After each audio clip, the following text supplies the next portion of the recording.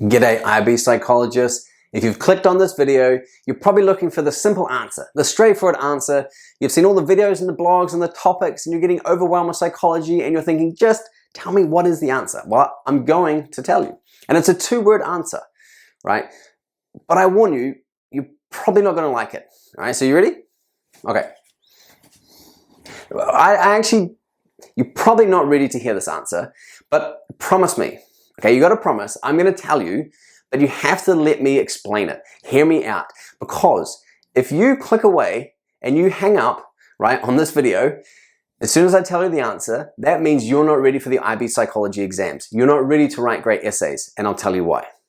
All right, you ready? Okay, here is the answer. The answer to any essay question in IB psychology is... It's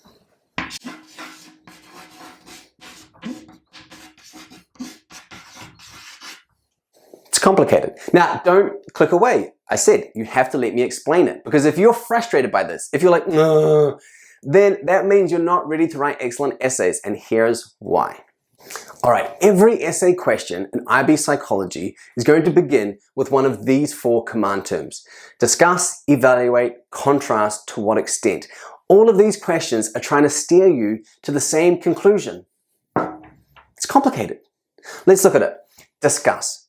All right, if you're trying to discuss something, first of all, you're going to explain what that thing is. You're going to construct a thesis, an argument. You're going to use supporting studies. You're going to say, hey, look, yeah, this is clearly a thing. But the discuss is a balanced review. If you're only going to argue one side of it, if you're only going to portray one side of the story, you're not going to have a balanced review.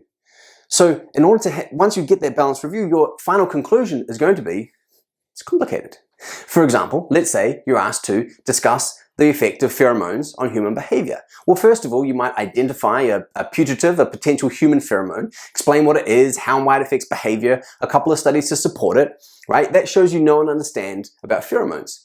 But the discuss is a balanced review. You've also got to say, well, hang on, we actually don't know if we have human pheromones. There's limitations to some of these studies. There are animal studies, a lot of them for starters. Do we even have a vomeronasal organ in humans? We don't know, right? So do pheromones influence behavior?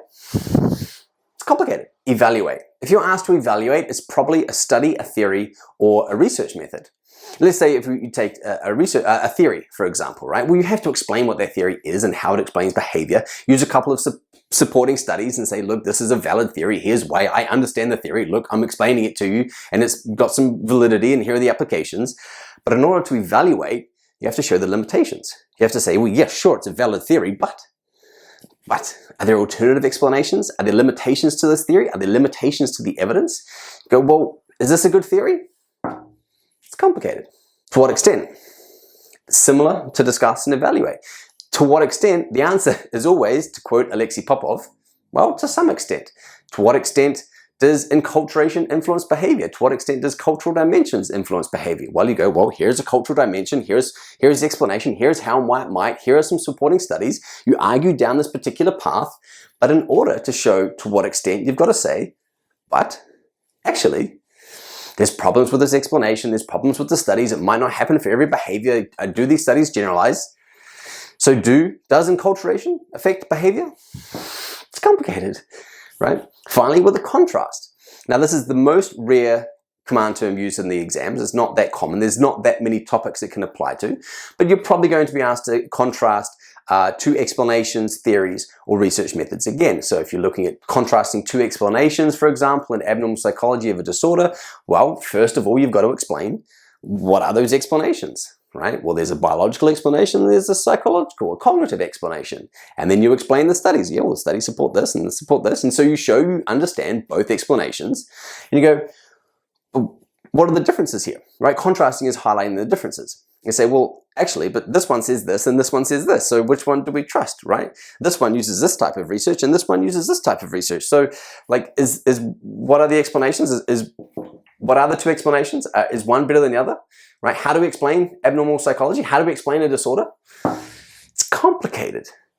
So So if you understand this, if you get this nuance, it means you're ready to write fantastic essays. Students who get frustrated by this conclusion in psychology, it's complicated, aren't ready to be critical thinkers. And in fact, if we think about this, I can see this in the wider world, right? You look at what's the solution to climate change? Is climate change a problem? It's complicated, right? What's the solution to inequality, global inequality? It's complicated, right? These the big problems, right? Complex problems require complex, nuanced solutions.